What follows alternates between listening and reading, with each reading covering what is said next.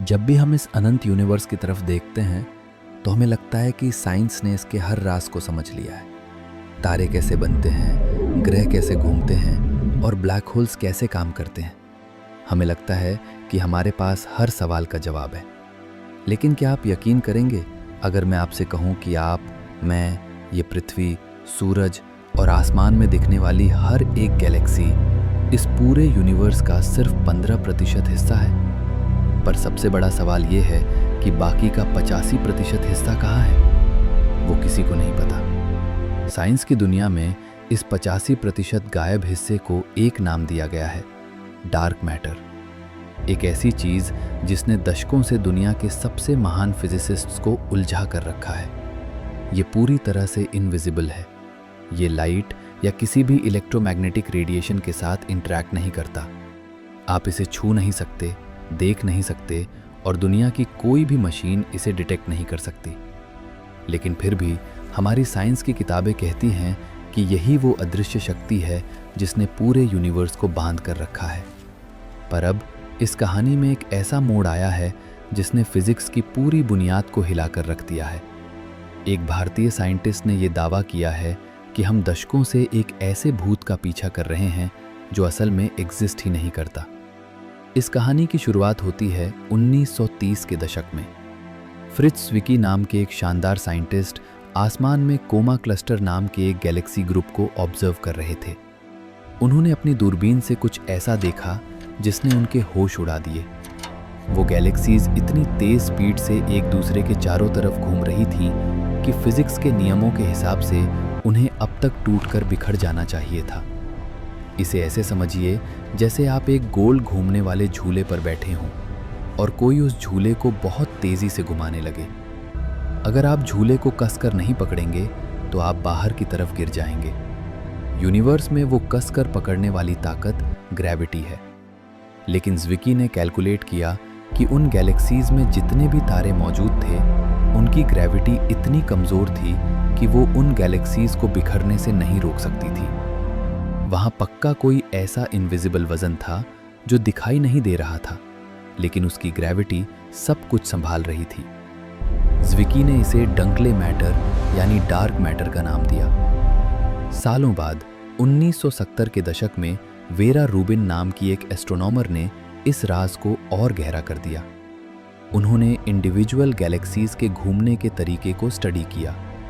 नियम के हिसाब से गैलेक्सी के सेंटर में ग्रेविटी सबसे ज़्यादा होती है, इसलिए सेंटर के तारों को तेज़ घूमना चाहिए और जो तारे गैलेक्सी के बिल्कुल किनारे पर हैं उन्हें धीरे घूमना चाहिए। ठीक वैसे ही जैसे हमारे सोलर सिस्टम में पृथ्वी तेज़ घूमती है और दूर मौजूद नेपच्यून बहुत धीरे। लेकिन वेरा रूबिन ने जो देखा वो किसी जादू से कम नहीं था। गैलेक्सी के किनारे वाले तारे भी उतनी ही भयानक स्पीड से घूम रहे थे जितनी तेज सेंटर वाले तारे। ये तभी पॉसिबल था जब उस पूरी गैलेक्सी को किसी इनविजिबल मैटर ने जकड़ रखा हो। इसके बाद एक और सबूत मिला जिसे ग्रेविटेशनल लेंसिंग कहते हैं।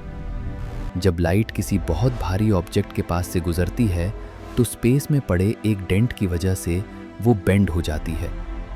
साइंटिस्ट ने देखा कि गैलेक्सीज के पास लाइट बहुत ही एक्सट्रीम तरीके से बेंड हो रही थी। विजिबल तारों की ग्रेविटी में इतनी ताकत नहीं थी कि वो लाइट को इतना मोड़ सकें। बस फिर क्या था, पूरी दुनिया के साइंटिस्ट ने मान लिया कि डार्क मैटर ही यूनिवर्स का सबसे बड़ा सच है। और इस इनविजिबल आफत को पकड़ने के लिए अरबों डॉलर खर्च किए गए। पहाड़ों के नीचे, बर्फ की गहराइयों में और पुरानी खदानों में दुनिया की सबसे सेंसिटिव मशीन्स लगाई गईं।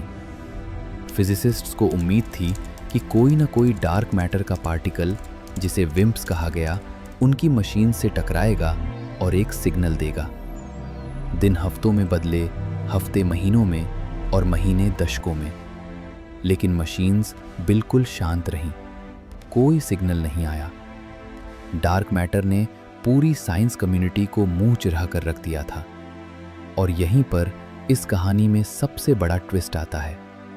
Indian institute of technology (IIT) के एक रिसर्चर नमन कुमार ने एक ऐसी थ्योरी दुनिया के सामने रखी जिसने सबको सोचने पर मजबूर कर दिया। नमन कुमार ने कहा, क्या हो अगर डार्क मैटर नाम की कोई चीज़ ब्रह्मांड में है ही नहीं? क्या हो अगर गलती उस इनविजिबल पार्टिकल में नहीं बल्कि हमारी ग्रेविटी की समझ में है? ये एक बहुत बड़ा और खतरनाक सवाल था। नमन कुमार ने कहा कि डार्क मैटर के होने का इकलौता सबूत ग्रेविटी है, तो क्यों ना हम ग्रेविटी के नियमों को ही दोबारा चेक करें। बचपन से हमें फिजिक्स में सिखाया जाता है कि ग्रेविटी एक इनवर्स स्क्वायर लॉ को फॉलो करती है। गणित की भाषा में इसे 1/r⁴ कहते हैं। इसका सीधा सा मतलब है कि जैसे जैसे आप किसी ऑब्जेक्ट से दूर जाते हैं, उसकी ग्रेविटी बहुत तेजी से कमजोर हो जाती है। अगर आप दूरी को दुगना कर दें तो ग्रेविटी 4 गुना कमजोर हो जाएगी। दूरी को 3 गुना कर दें तो ग्रेविटी 9 गुना कमजोर हो जाएगी। हमारे सोलर सिस्टम में ये नियम बिल्कुल परफेक्ट काम करता है, लेकिन नमन कुमार ने अपनी रिसर्च में एक नया कॉन्सेप्ट इस्तेमाल किया जिसे इंफ्रारेड रनिंग स्कीम कहते हैं। क्वांटम फील्ड थियरी के हिसाब से नमन कुमार ने कैलकुलेट किया कि जब हम गैलेक्टिक स्केल यानी लाखों लाइट ईयर्स के विशाल पैमाने पर जाते हैं तो ग्रेविटी का बर्ताव बदलने लगता है। जो ग्रेविटी 1/r⁴ के नियम से कमज़ोर हो रही थी, वो बहुत बड़े स्केल पर अचानक 1/r वाली एक लॉन्ग रेंज फोर्स में बदल जाती है। इसका मतलब ये है कि बहुत दूर जाने पर ग्रेविटी उतनी कमज़ोर नहीं होती जितना न्यूटन या आइंस्टाइन ने सोचा था। गैलेक्सीज के किनारों पर भी ग्रेविटी असल में बहुत ताकतवर बनी रहती है, और यही इस पूरी कहानी का सबसे बड़ा राज है। अगर गैलेक्सीज के किनारों पर ग्रेविटी खुद ही इतनी ताकतवर है तो वो तारों को बिना बिखरे बहुत तेज स्पीड पर घुमा सकती है। मतलब साफ है, हमें गैलेक्सीज को एक साथ बांध कर रखने के लिए किसी इनविजिबल डार्क मैटर की कोई ज़रूरत ही नहीं है। ग्रेविटी अपने आप में ही इतनी काफ़ी है कि वो ये काम अकेले कर सके। नमन कुमार की इस थ्योरी ने कॉस्मोलॉजी की दुनिया में तहलका मचा दिया है, लेकिन क्या इससे डार्क मैटर की कहानी हमेशा के लिए ख़त्म हो जाती है? इतनी जल्दी नहीं। नमन कुमार खुद कहते हैं कि यूनिवर्स की शुरुआत बिग बैंग के तुरंत बाद के समय के जो मेजरमेंट्स हैं, जैसे कॉस्मिक माइक्रोवेव बैकग्राउंड, उनसे ये थ्योरी बिल्कुल नहीं टकराती। शुरुआती यूनिवर्स में ग्रेविटी सामान्य रूप से काम कर रही थी, लेकिन जैसे जैसे यूनिवर्स बड़ा हुआ, टाइम और स्केल बढ़ा, वैसे वैसे इंफ्रारेड रनिंग फ्रेमवर्क के तहत ग्रेविटी ने अपना रूप बदल लिया। हालांकि इस थ्योरी को अभी ग्रेविटेशनल लेंसिंग और गैलेक्सी क्लस्टर्स के फॉर्मेशन के भारी भरकम डेटा पर पूरी तरह से टेस्ट करना बाकी है। ये रातों रात डार्क मैटर को कॉस्मोलॉजिकल मॉडल से बाहर नहीं कर देगी, लेकिन इसने एक बंद दरवाज़ा ज़रूर खोल दिया है। ये कहानी हमें सिखाती है कि साइंस में कोई भी चीज़ आखिरी सच नहीं होती। दशकों तक हम अंतरिक्ष के अंधेरे में एक ऐसे भूत को ढूंढ रहे थे जो शायद कभी वहाँ था ही नहीं। शायद ब्रह्मांड का राज किसी नए पार्टिकल में नहीं, बल्कि उस ताकत में छिपा है जो हमें हर पल ज़मीन से जोड़े रखती है। ग्रेविटी का एक ऐसा रहस्यमयी रूप जिसे समझने के लिए हमें बस अपना नज़रिया बदलने की ज़रूरत है।